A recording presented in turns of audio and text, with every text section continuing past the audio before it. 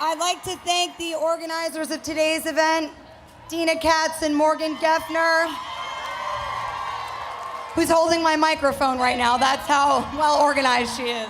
Thank you for inviting me to speak today. And to all of you gathered here, thank you for giving your time, your support, and your voice to this unstoppable movement. I am proud to be representing Time's Up, an organization made up of some of the bravest, most determined, most inspiring women that I have ever had the great privilege of sharing with and learning from. In light of the recent revelations regarding abuse of power and sexual harassment and the question of consent versus coercion, I find myself pensive, taking time and digging deep to understand where we are and how we got here. My mind baffles.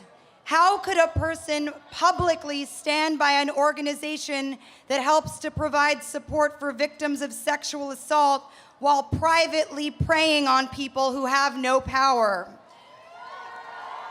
I want my pin back, by the way. How is it okay for someone in a position of power to use that power to take advantage of someone in a lesser position? Just because you can, does that ever make it okay?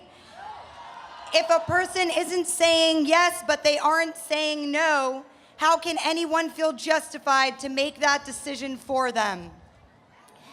As I pondered on, I began to notice in myself a kind of revelation too.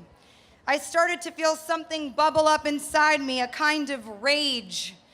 The revelation that this rage wasn't just for these women that were taken advantage of and ignored and unseen, but also on behalf of myself.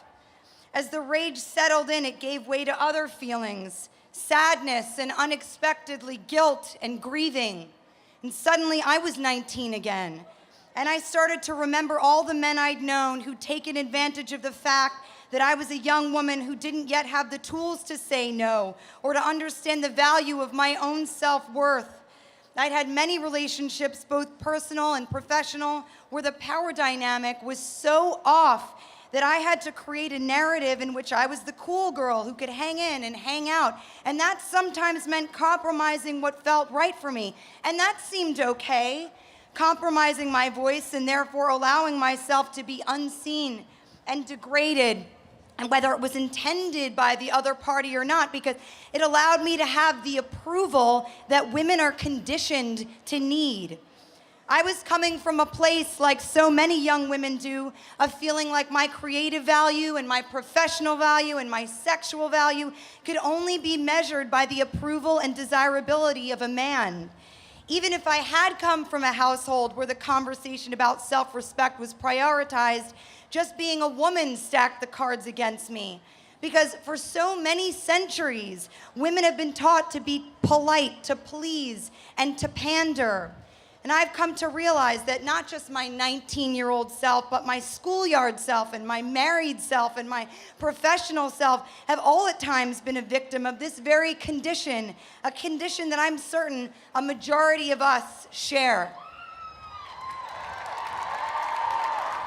I never completely absorbed the Me Too phrase because I took the phrase at face value, but I've come to realize that while Me Too means different things to different people, to me, it is very simply the ability to empathize with the visceral realities of this condition.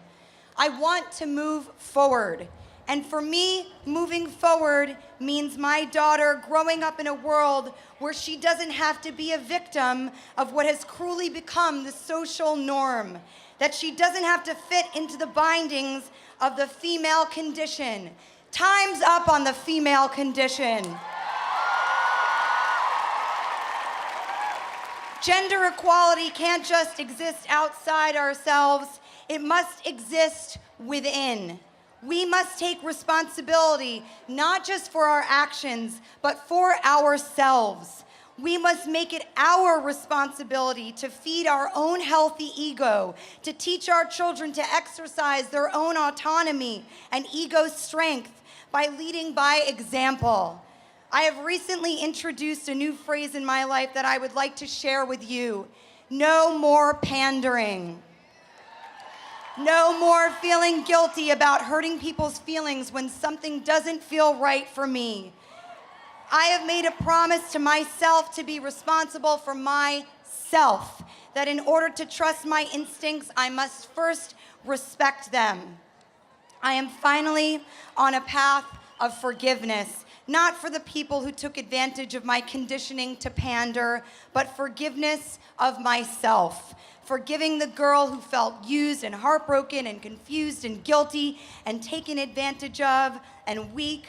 I stand before you, someone that is empowered not only by the curiosity about myself and by the active choices that I am finally able to make and stand by, but by the brightness of this movement, the strength in the unity that this movement has provided.